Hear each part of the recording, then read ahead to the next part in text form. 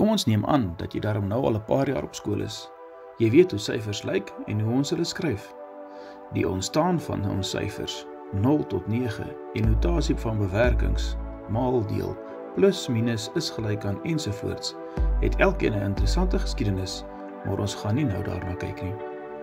Dalk net gou een opmerking. Het jy geweet dat die getal 0 eintlik 'n nuwe uitvinding is? Veral as dit by westerse wiskunde kom. Die Italiaanse wiskundige Fibonacci het dit eers in die 13de eeu in Europa bekendgestel, maar dit eers in die 16de eeu, toe ons huidige Arabiese syfers in Europa algemeen was, regtig 'n vastere plek gekry. Feit is, daar is heerlike geskiedenis om na te vors. Al die syfers wat ons vandag gebruik, was nie altyd beskikbaar nie. Dit het ontwikkel soos ons verstaan van die heelal al hoe dieper geraak het, en ons dus nuwe maniere moes vind om ons uit te druk en berekenings te maak. Heel eerste het ons die versameling van natuurlike getalle gekry. Die versameling word voorgestel deur hierdie snaakse N. Dit is die getalle wat ons elke dag in die natuur gebruik. Kyk, daar is 7 boeke. Of, ek is so honger, ek het nie een nie, ek het sommer 2 hamburgers opgeëet. Ons gebruik die natuurlike getalle dus om te tel. Let nou mooi op. Meeste handboeke sluit 0 nie in by die natuurlike getalle nie, ook nie in Suid-Afrikaanse skole nie. Moet egter nie verbaas wees indien jy wel later in jou lewe 'n handboek kry wat 0 by die natuurlike getalle insluit nie. Hoeveel natuurlike getalle is daar? Wel, toe ons klein was het ons 'n woord daarvoor gebruik. Ontelbaar. Of ontelbaar werklik dieselfde betekenis het as oneindig, moet jy maar self besluit. So 'n paar jaar gelede het Mr. Beast tot by 100.000 getel en dit het hom 40 ure geneem, amper 2 volle dae. Kon hy aangegaan het? Ja, tot hy dood is, en dan sou hy steeds nie klaar gewees het nie. Ek gaan net nou weer terugkom na hierdie stelling. Dit is nog te vroeg om volledig te verstaan. Die versameling van natuurlike getalle is 'n aftelbare, oneindige versameling. Die feit is egter dat daar oneindig baie natuurlike getalle is. As ons nou net natuurlike getalle het, hoe sal ek 'n antwoord kan gee vir die volgende woordsom? Jan koop 7 pakke chips en eet elke dag 1. Hoeveel pakke chips het Jan aan die einde van die week oor? 7 minus 7 is gelyk aan, wel... Ons het duidelik nog 'n getal nodig om 'n toestand aan te dui waar daar niks oorgebly het nie. Julle het net nou gehoor dat die konsep van 0 eintlik niet is. Voor die syfer ingevoer is, het mense maar net van niks gepraat. Die Griekse filosofe het lank voor die geboorte van Christus reeds gewonder of daar so 'n getal moet wees, toe hulle die vraag gevra het, hoe kan om nie te wees nie bestaan? Hulle het dus, so wil dit lyk, die bestaan van 0 om filosofiese redes nie aanvaar nie. Ons kon egter nie van die feit wegkom nie. Ons het die syfer 0 nodig. Dus, daar is 'n nuwe versameling van getalle wat ons die telgetalle noem, in Engels counting numbers. Telgetalle word steeds deur die snaakse N voorgestel, maar nou met 'n voetnota om aan te dui dat die 0 ingesluit is. Kom ons kyk nou na 'n ander voorbeeld. Jan het R100 en gee vir Piet R50. Piet moet dit asseblief volgende week terugbetaal. Die volgende week kom Jan by Piet, maar Piet het nie kleingeld nie. Hy het net 'n R100 noot by hom. Hoeveel geld skuld Jan nou vir Piet? Die natuurlike en telgetalle het nie so 'n getal nie. Piet se balans in sy sak is nou minder as 0. Wel, soos dit in die lewe gaan, maak die mens dan maar net weer 'n plan. Ons bring 'n nuwe versameling van getalle in. Die keer noem ons dit die heelgetalle. Heelgetalle, in Engels is dit integers of selfs whole numbers, is eintlik presies dieselfde as die natuurlike getalle. Dit brei nou net die getallelyn uit na links van die 0. Kyk mooi, terwyl die syfer wat ons gebruik groter word soos ons na links beweeg, maak die minus voor die getal steeds dat die getal kleiner word soos ons na links beweeg. Minus 5 is kleiner as minus 4. Die versameling van heelgetalle word deur 'n snaakse Z voorgestel. Ons het net nou genoem dat natuurlike getalle 'n aftelbare, oneindige versameling is. Dit beteken dat, terwyl daar oneindig baie getalle in die versameling is, elkeen afsonderlik afgetel kan word. As ons die reël gebruik, dan is dit logies dat telgetalle en heelgetalle ook aftelbaar is.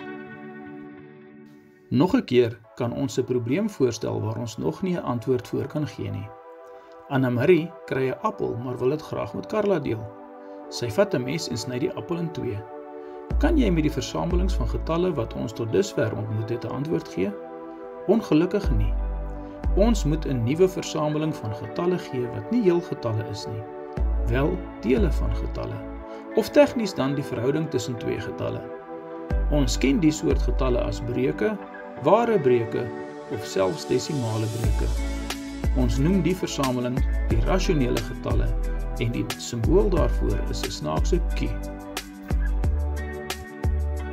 Nie alle desimale breuke is rasionale getalle nie, maar alle gewone breuke is wel rasionale getalle. Watter desimale getalle is nie rasionale getalle nie? Getalle waar die desimaal geen einde het nie en ook nie herhaal nie. Meestal dus desimale wat nie as ware breuke geskryf kan word nie. 0,333 repeterend het geen einde nie, maar die 3 herhaal. Ons ken eintlik die breuk, dit is die desimale voorstelling vir 1/3. 0,333 repeterend is dus 'n rasionale getal. Desimale getalle is dus rasionaal slegs indien dit eindig of indien daar iewers 'n herhalende patroon vorm. Voorbeelde van desimale getalle wat nie rasionaal is nie, dus irrasionaal, is pi en vierkantswortel van 2. Die versameling van rasionale getalle is oneindig, maar nie aftelbaar nie. Die keer noem ons dit 'n digte oneindige versameling. In die geval beteken dit dat daar altyd plek is vir 'n ander getal tussen twee rasionale getalle. Tussen 0 en 1 is daar 'n half, en tussen 'n half en 1 is daar 'n 3/4. Tussen 'n 3/4 en 1 is daar 7/8. So kan ons aangaan. Daar is altyd plek vir nog 'n getal, en daarom word die versameling 'n digte versameling genoem. Die feit dat die mensdom se verstaan en uitdrukking van die natuur gevorder het tot by rasionale getalle, het ongelukkig nie beteken dat alle probleme nou sommer net wiskundig beskryf kan word nie. Nee, net een voorbeeld is nodig, 'n reghoekige driehoek waarvan die twee reghoekige sye se lengte 1 is. Pythagoras se stelling lui dat die vierkant van die lengte van die skynsy gelyk is aan die som van die vierkant van die twee reghoekige sye. As die twee reghoekige sye se lengte 1 is, dan is die vierkant van die skynsy se lengte 2. Maar die lengte van die skynsy is dan die vierkantswortel van 2. Ons sal in ander video's na tegnieke kyk om rasionale getalle as breuke te skryf, maar dan sal ons ook sien dat daar geen breuk bestaan waar die vierkantswortel van 2 beskryf word nie. Net so kan ons die omtrek van 'n sirkel deel met sy deursnee. As jy mooi oplet, sal jy besef dat dit die definisie van pi is. En ons kry geen rasionale oplossing vir die getal nie. In minder as 'n minuut kon ons 2 voorbeelde uit die natuur vind, waarvoor ons nog nie 'n rasionale getal gedefinieer het nie. Dit is wiskundig nogal 'n komplekse proses om die volgende getallestelsel, die reële getalle, te definieer. En dus gaan ons net bly by voorbeelde van wat reële getalle is. Uit wat ons voorheen gesê het, volg dat die natuurlike getalle 'n deelversameling is van die heelgetalle. Net so is die heelgetalle 'n deelversameling van die rasionale getalle en die rasionale getalle is dan 'n deelversameling van die reële getalle. Ons het dit nou in wiskundige notasie gewys. Kom ons wys dit nou as 'n diagram. Die natuurlike getalle is 'n deelversameling van die heelgetalle.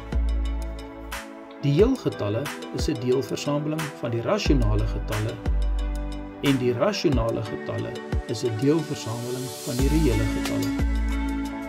Wat is die verskil tussen rasionale en reële getalle? Wel, daar is getalle soos pi en die vierkantswortel van 2 wat nie 'n natuurlike getal is nie, nie 'n heelgetal is nie, ook nie 'n rasionale getal is nie.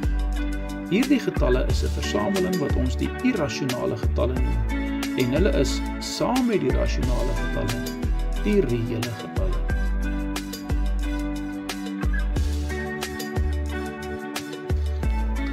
Wiskundiges het gou agtergekom dat daar geen reële oplossing bestaan vir hierdie vergelyking nie. X² plus 1 is gelyk aan 0. Die oplossing hiervoor is eerstens x² is gelyk aan minus 1 en dan volg x is gelyk aan die vierkantswortel van minus 1. Kom ons verduidelik die probleem. Stel x nou gelyk aan 1. X² word dan 1 wat beteken die vierkantswortel van 1 is 1. As ons x egter gelykstel aan minus 1, dan is x² steeds 1, maar die vierkantswortel van 1 is 1. Daar is dus geen manier binne die versameling van rasionale getalle om 'n oplossing te kry vir die vierkantswortel van minus 1 nie. Ons sal nou kan redeneer dat dit tog nie saak maak nie, en dit is presies wat wiskundiges vir baie eeue gedoen het. Uiteindelik het dit egter duidelik geword dat hierdie soort getalle tog nodig is vir die oplossing van derde magsvergelykings, wat volume beskryf, en later selfs die aard van golwe en materie. Sien die werk van Schrödinger as 'n voorbeeld. Die werk wat gedoen is om 'n algemene oplossing vir 'n derde magsvergelyking te vind, soortgelyk aan die kwadratiese formule, het gelei tot die ontwikkeling van 'n nuwe konsep, die imaginêre getal. Kom ons noem dit I. I is gelyk aan die vierkantswortel van minus 1.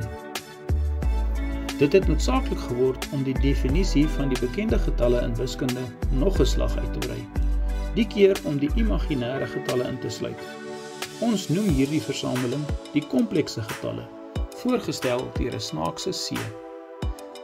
Die meeste van ons kom heel goed deur ons lewe deur net die reële getalle gebruik, maar daar is 'n paar mense wat gaan kies om byvoorbeeld alfa wiskunde op skool te neem, en dan gaan jy baie vinnig leer hoe om met al die getalle te werk, ingesluit die imaginêre getalle. Naskoolse studie van fisika en wiskunde gaan verseker dat jy die bewerkings met die imaginêre getalle sal moet kan doen. Doen dus sommer nou reeds die moeite en kry die basiese beginsels van hierdie vreemde deel van ons getallestelsels onder die knie. Die studie van wiskunde begin altyd met hersiening oor die aard van getallestelsels. Hoekom? Hierdie vraag kan ek net beantwoord met 'n aanhaling van die Amerikaanse wiskundige wie se werk grootliks bygedra het tot die praktiese toepassing van rekenaars in die 20ste eeu. Hy het gesê, die doel van berekening is insig, nie getalle nie. Hoe meer jy weet, hoe meer verstaan jy. Begin sommer vandag.